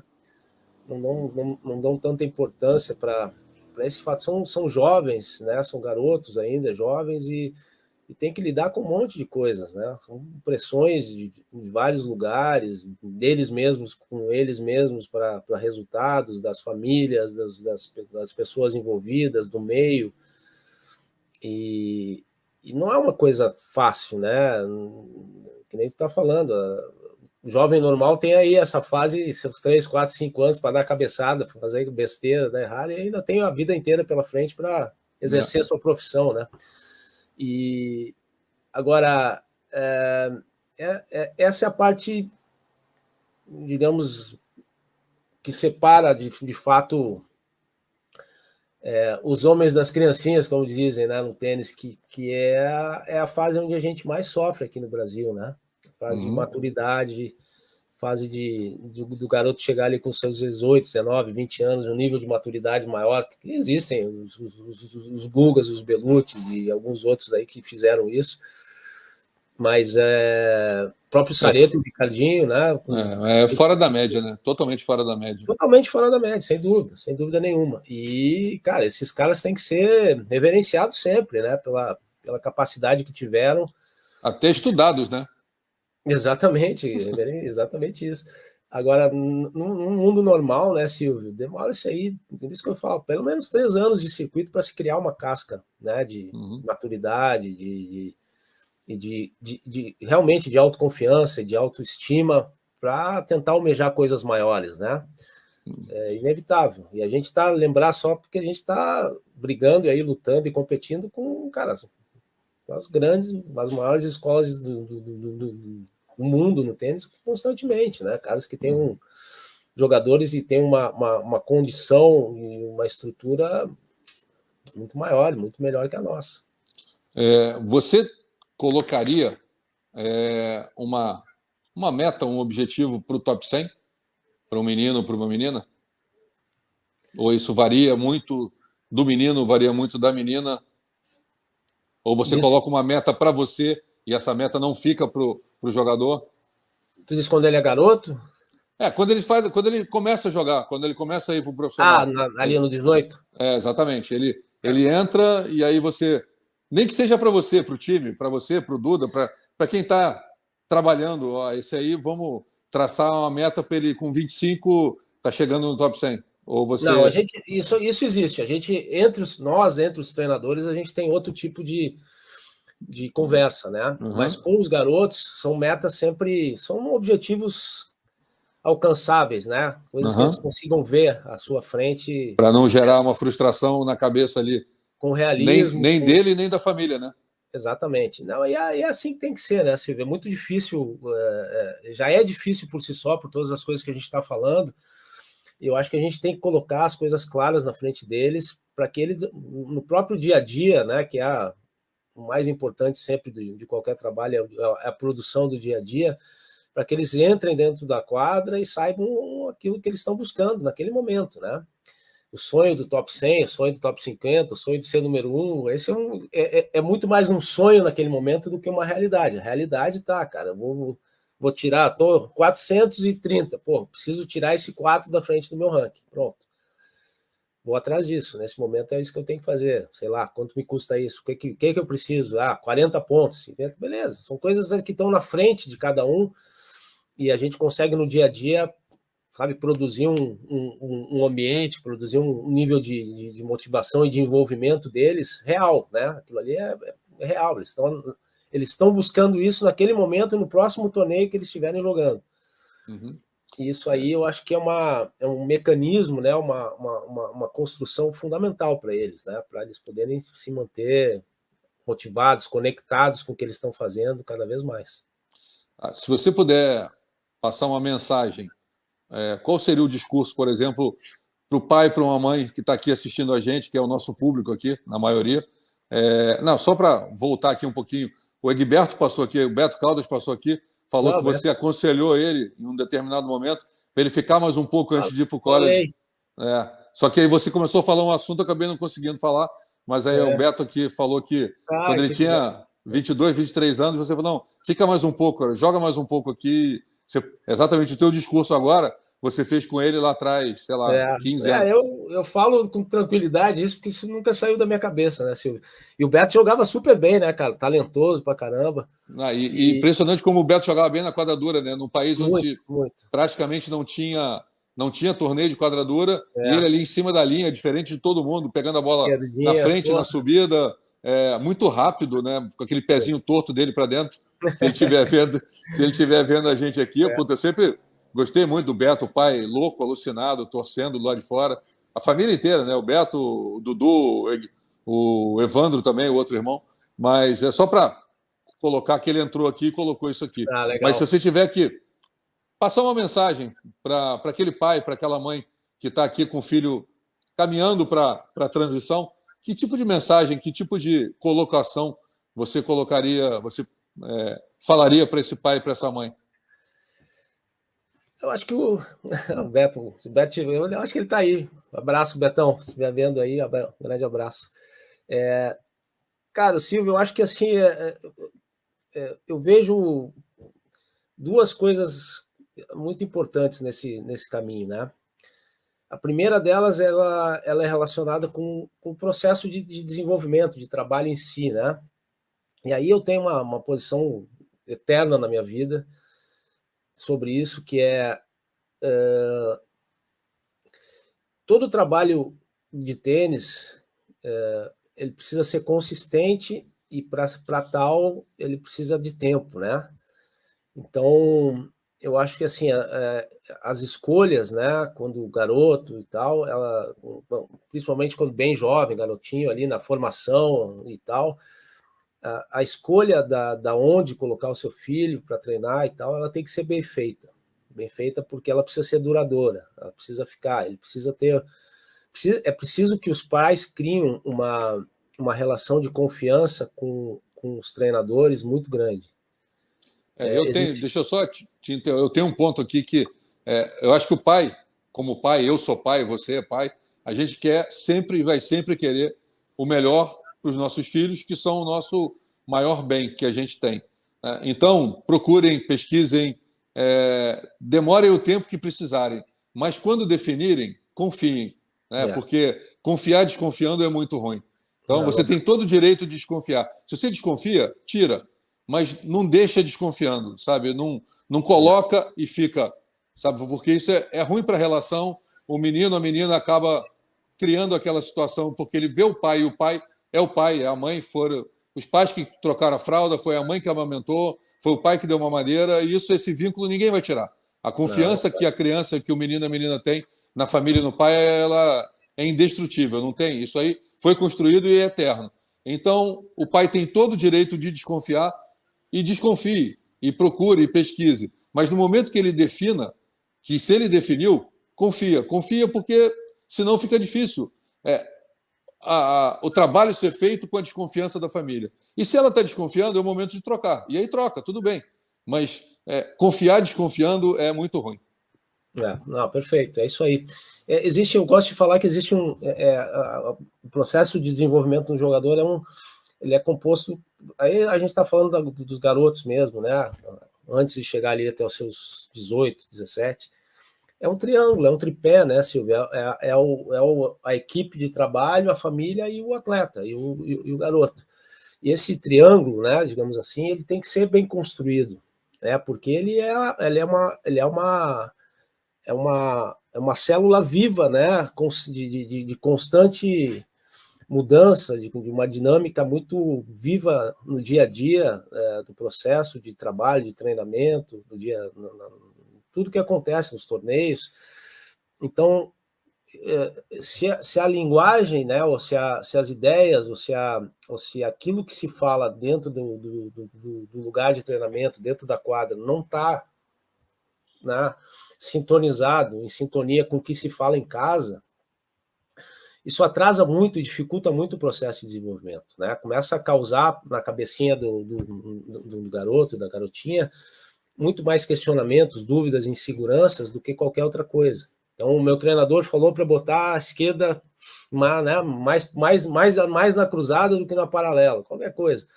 Aí eu chego em casa, meu pai, mas eu tinha que dar mais paralela do que cruzada. Quer dizer, eles têm esse vínculo muito forte com a família, e eu acho que os pais têm que ter consciência de que esse papel que eles exercem nesse momento é um papel de ajuda, de auxílio, de apoio no trabalho, né? Eles não têm a condição, a capacidade de executar o trabalho técnico no processo de desenvolvimento, mas eles têm uma capacidade de potencializar esse trabalho, né? De alicerçar esse trabalho e fazer com que ele seja duradouro, né?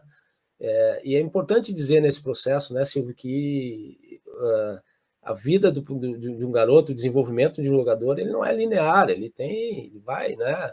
Tem fases boas, tem fases que não são tão boas. Daqui a pouco, os garotos que eu estou jogando, acostumado a jogar ali com 10, 11 anos, 2 deles começam a se desenvolver mais, crescem, ficam maiores. Nessa fase faz muita diferença quem é mais forte do que é maior do que não é.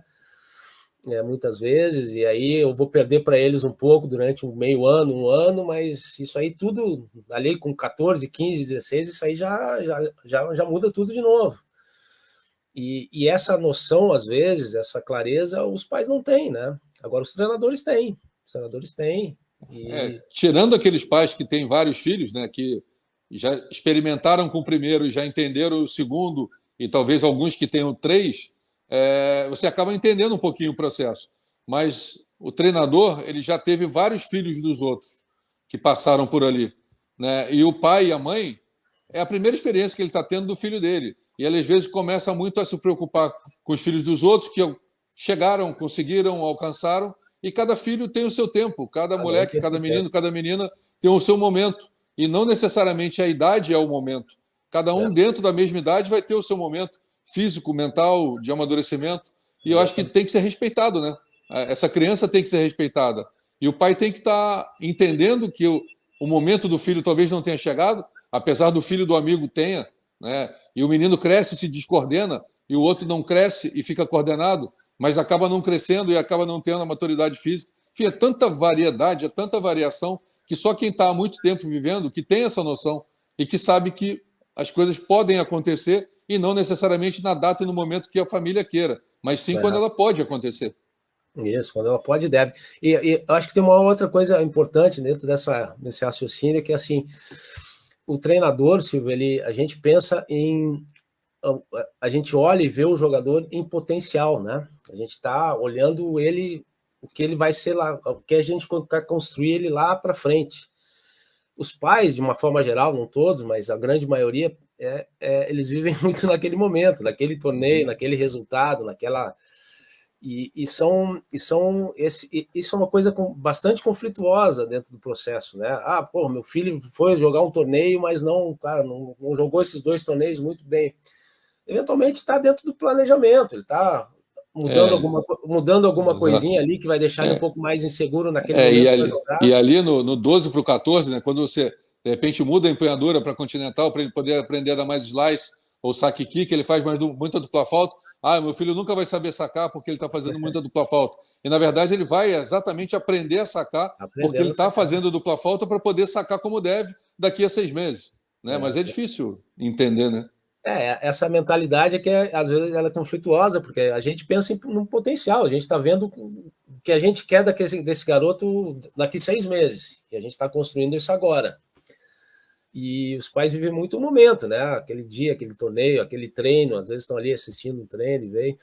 Então, eu acho que, mas isso estou citando porque são coisas comuns de acontecer, mas tudo isso tem uma via digamos assim, de minimizar os danos, que é isso que a gente falou agora, que é o que tu muito bem falou antes, aí, todas essas coisas que acontecem. Eu acho que o que eu diria é essa questão técnica para que, cara, escolha bem e tenha a clara ideia da importância que todos vocês, pais, mães, têm no processo de desenvolvimento, porque a parte de segurança, né, ou a não insegurança, ela vem muito, não só, mas vem muito dos pais, né? E quando existe uma conexão com o treinador legal dos pais e o garoto percebe isso claramente, ele tem uma dupla referência ou tripla referência de segurança, ou seja, o treinador passa a ser uma referência de segurança também. Uhum. Da mesma forma que ele passa a ser, eventualmente, uma referência também de insegurança quando existe essa desconexão. E isso parece uma coisa teoricamente boba, mas ela faz toda a diferença. Mas você consolidar uma mesma linha, né, uma mesma opinião, quando você ouve ela fora e quando você chega em casa e tem ela repetida por aquilo que em quem você mais confia, né, em quem você mais acredita, que é quem te colocou no mundo, que é quem te leva, que te pega, que é quem te amamentou, que te dá comida, enfim, que te educou, que te colocou para viver. Né? E se essa linha de raciocínio e o discurso é similar, é na mesma direção, a chance do trabalho ser fortalecido e acontecer é gigante, né? Gigante, sem dúvida. Eu acho que isso é essencial. E eu acho que uma outra parte que eu acho importante, né? Sempre todas as partes estão conectadas. Eu acho que os pais de jogadores de tênis, como em qualquer outra atividade, eu acho que é sempre muito legal procurar fazer isso aqui, se informar muito bem, né? Uhum. De todas as partes que envolvem o jogo, né? Desde o jogo como ele desde do esporte em si, do tênis, porque muita gente entra e tem aí, é novo, novato, o filho tem talento, e, né, 5, 6, 7 anos, dá para ver já se o jogador tem, né, talento ou não, e são novos, não conhecem nada, então eu acho que se informar, né, se inteirar das coisas, buscar rapidamente ter pelo menos uma noção clara de como funciona esse processo, né? Uhum. Eu acho que essas duas coisas, uma capacidade de entender aonde se está nesse momento, quais são realmente os pontos cruciais nesse momento, dependendo da idade de cada um. Eu acho que é importante que saibam, isso está muito claro. O acesso a isso se tem muito hoje, em muitas coisas, de muitas formas. E juntando isso, essas duas coisas, eu acho que o processo fica com uma chance muito maior de dar certo, né?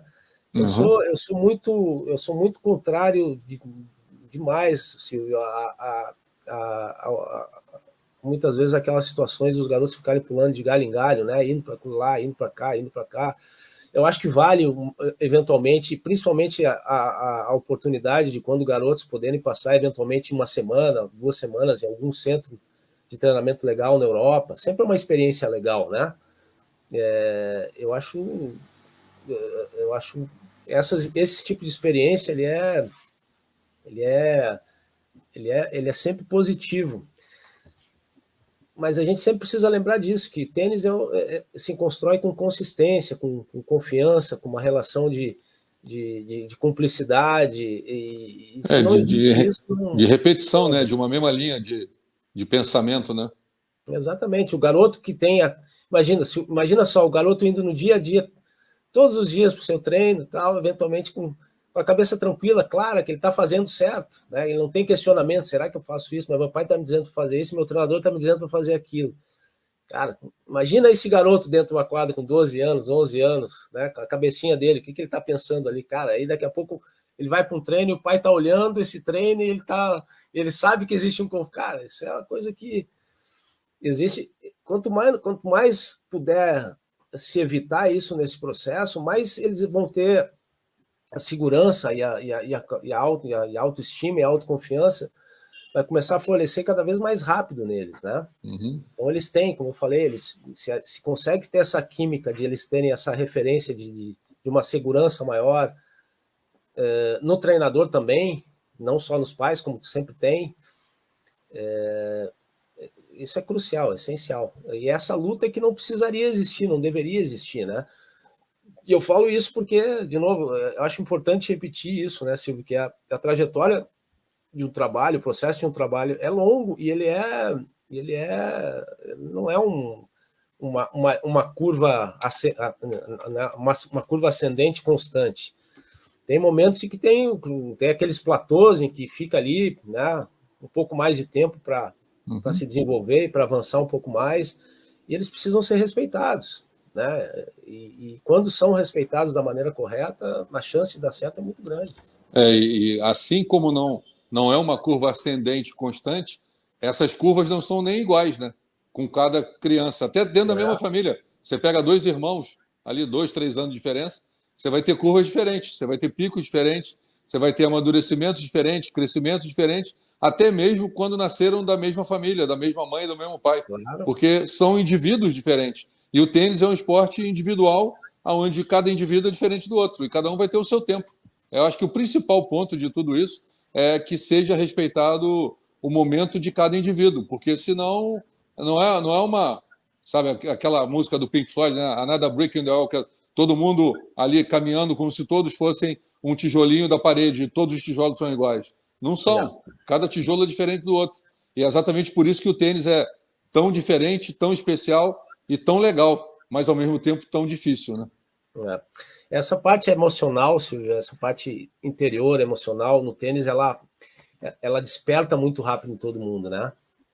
E essa é a parte mais difícil da gente, essa é a parte mais forte que a gente tem, essa é a nossa salvação ou a nossa perdição, né? Sempre. Então, é disso que a gente está falando sempre, né? Se a gente, se todo mundo, se todos os pais envolvidos conseguissem, de alguma forma, começar a pensar mais dessa forma, né? Como emocionalmente eles vão enfrentar todos os desafios que eles têm pela frente, eu acho que essa segurança emocional ela vem muito dessa conexão treinador e família, né? Não vem muito, vem totalmente daí, né? Então, e essa é uma construção feita de fato a 4, 6 mãos aí, e que quando se consegue fazer, o fruto disso é muito legal, é muito legal.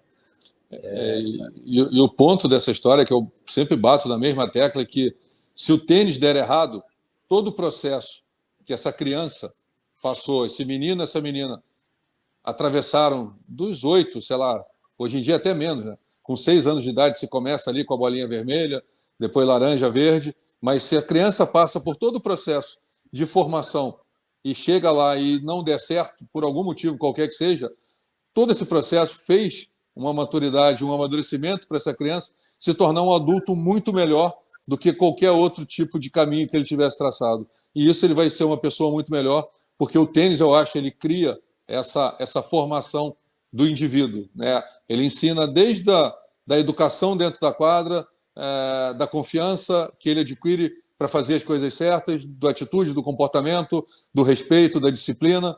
E isso vai fazer dele um ser humano melhor, mesmo que ele não seja um tenista. Mas ele vai ser um marido melhor, um pai melhor, uma pessoa melhor. E isso acho que é o que qualquer pai quer para o filho, que ele seja um ser humano melhor.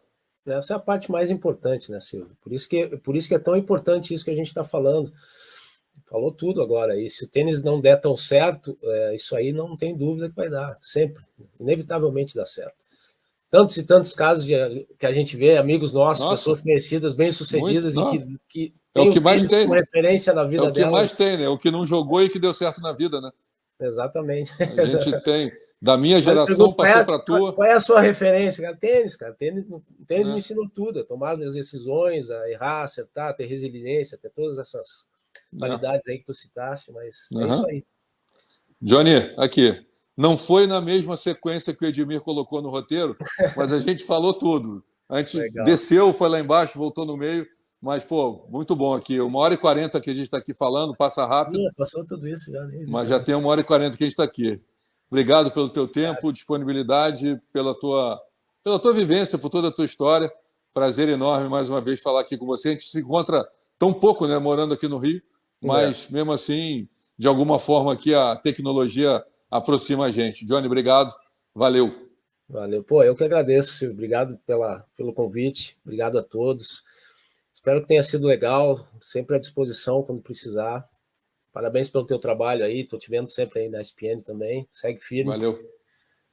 E vamos em frente. Eu acho que... Vamos. Só queria dizer uma última coisa. Assim, eu acho que a gente precisa acreditar nas coisas, né, Silvio? A gente tem uma coisa muito, muito legal na nossa frente. Tênis, não é porque a gente é do tênis e vê, o tênis é um esporte muito legal, cara. Muito legal, principalmente para a criançada. Exatamente. Então, falar para os pais assim, todo sacrifício é válido. Vocês vão ver que no final da história ele é válido. De uma forma ou de outra, como a gente falou aqui, ele é válido. Então acreditem e não meçam esforços para que as coisas possam dar certo. Perfeito. Vale. Perfeito, gênio. Johnny, obrigado. Valeu. Um abraço a todos pessoal, vocês. Valeu, obrigado. Boa noite, Edmir. Tchau, tchau. Valeu, Edmir. Um abração. Valeu. Como deu para perceber bem na nossa conversa, esse assunto é bem abrangente e também bastante subjetivo e, de certa forma, até perigoso, né? Como a gente falou ali desde o início, né, a necessidade de se trabalhar muito bem feita a base, ali com 8, 10, 12 anos, depois passando um pouquinho para a primeira transição, quando os meninos e meninas começam a jogar 14, depois alguns torneios profissionais com 16, para depois efetivamente passar para a transição. A gente também coloca ali a importância do tênis universitário, a gente também coloca como um caminho a ser seguido. Mas enfim, o que vale realmente é a experiência do João, toda a nossa conversa e da maneira como a gente coloca, eu acho que a gente conseguiu tocar de várias formas todos esses assuntos e entender um pouquinho desse caminho para fazer a transição do juvenil para o profissional.